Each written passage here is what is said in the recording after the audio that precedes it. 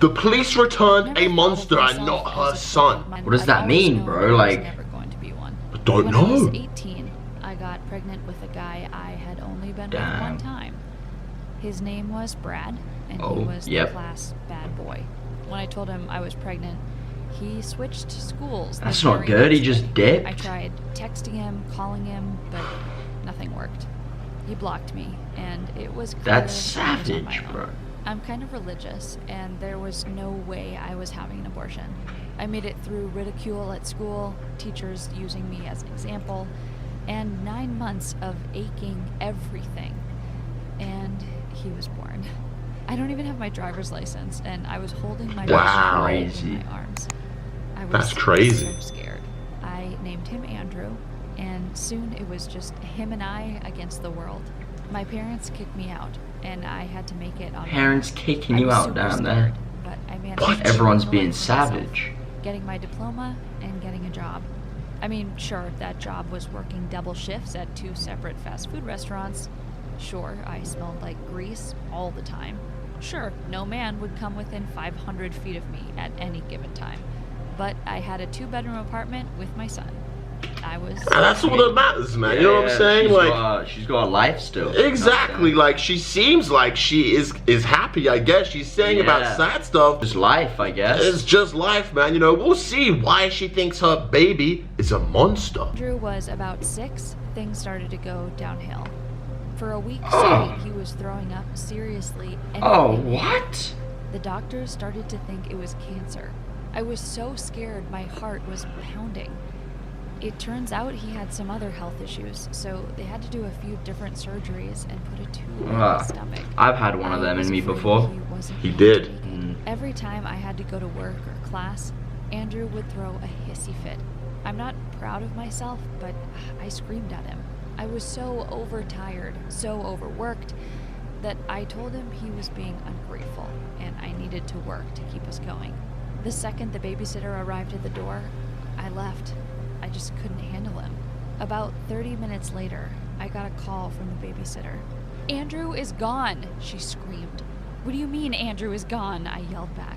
I assumed maybe he was hiding in the attic. He's run away? Because I yelled at him. But when I got home, I knew that wasn't the reality. His clothes were Damn, he really he just... took his favorite stuff. He's like 6 years old. Every day, it seemed like there was less and less of a chance of them finding my son. The police were at my house daily. I felt like I was losing my mind. Then at 4 a.m., they called to tell me that Andrew had been found. I drove to the station to pick him up, tears in my eyes.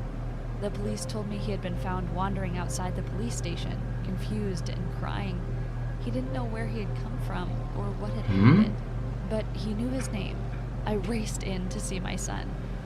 Only it wasn't my son. Wait, what? It's not her son? Bro. I'm so confused as to what's happened right now. How has she gone to the police station? Who's this kid then? Who is this guy gonna be? Like throwing up.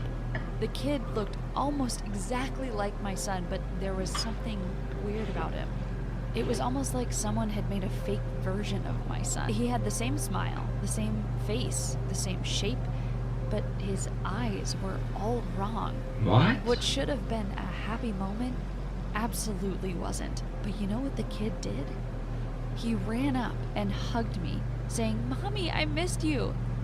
I hugged him back with tears in my eyes. Maybe? Maybe? Son?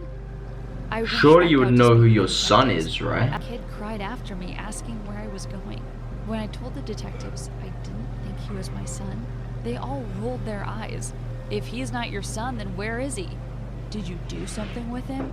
He called you mommy." I felt like I was being backed into a corner. They were basically saying I either murdered my own son or I was trying to abandon him. I thanked the officers and I took the kid out of there. The whole ride home, I was trying to calm myself down, but every time I looked in the rear view, I saw the kid's eyes.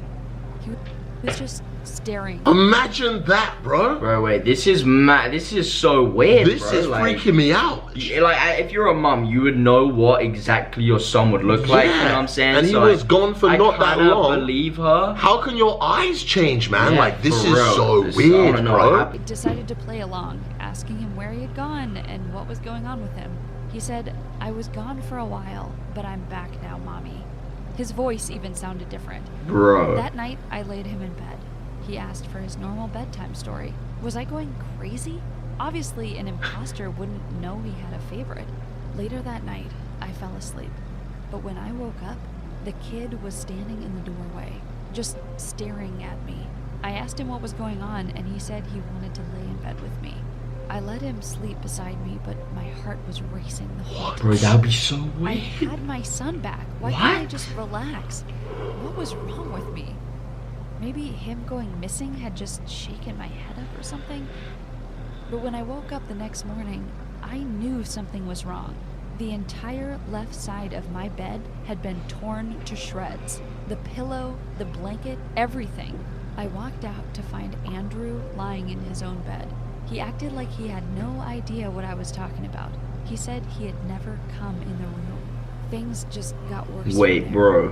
When Andrew got back to school, I got constant calls from the teacher telling me he was mean to classmates. He even threw a stapler at someone.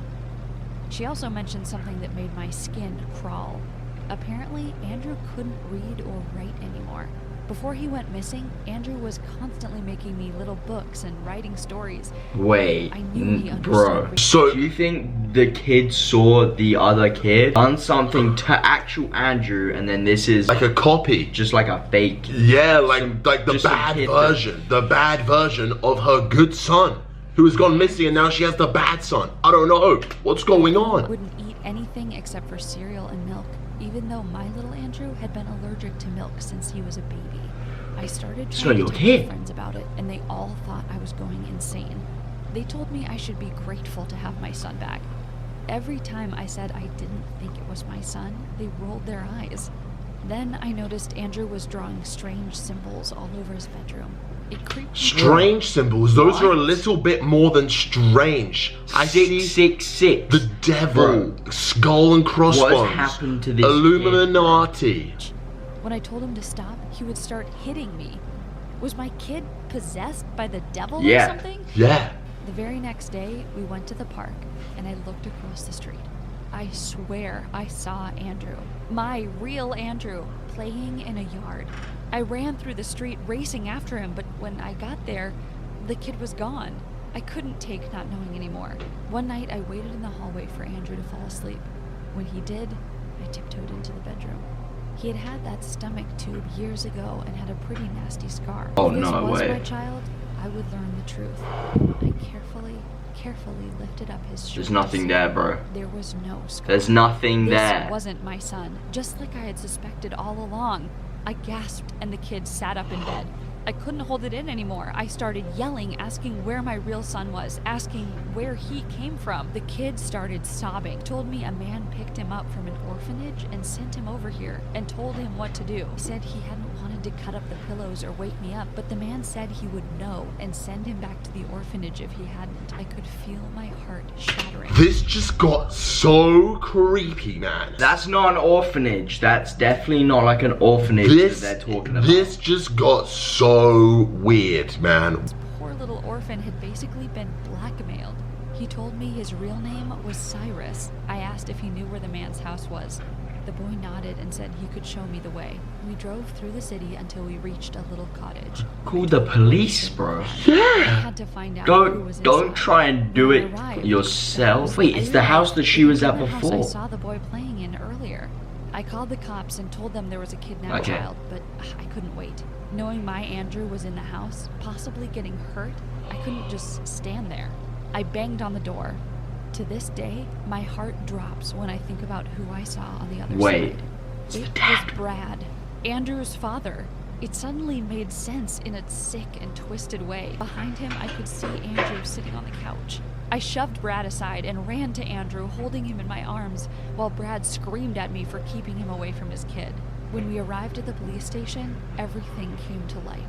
Brad had gone to the house, told Andrew he was his dad, and asked Andrew if he wanted to come with him. Andrew was upset because I had been gone all the time and had just yelled at him, so He went with him. Ah. When the search was all over the news, Brad knew he couldn't hold the police off much longer. He went to every adoption agency in the area until he found Cyrus. He sent Cyrus to the police station, scared him into playing along, and... Bro, that's I crazy. apologized for being gone so much to him. What? And explained that none of this was his fault, but that I had to work hard to support us. I told him I would put more effort into protecting him. That's when I realized Cyrus suddenly didn't have a home. This poor boy had been in an orphanage, Damn. been adopted, You gotta take it. Wow. abused. That was insane, guys. If you want more animations, everybody smash a like and subscribe so you do not miss, guys. One of the ways you want me to subscribe is make sure you subscribe, and we'll see you again tomorrow. Peace out. Peace out.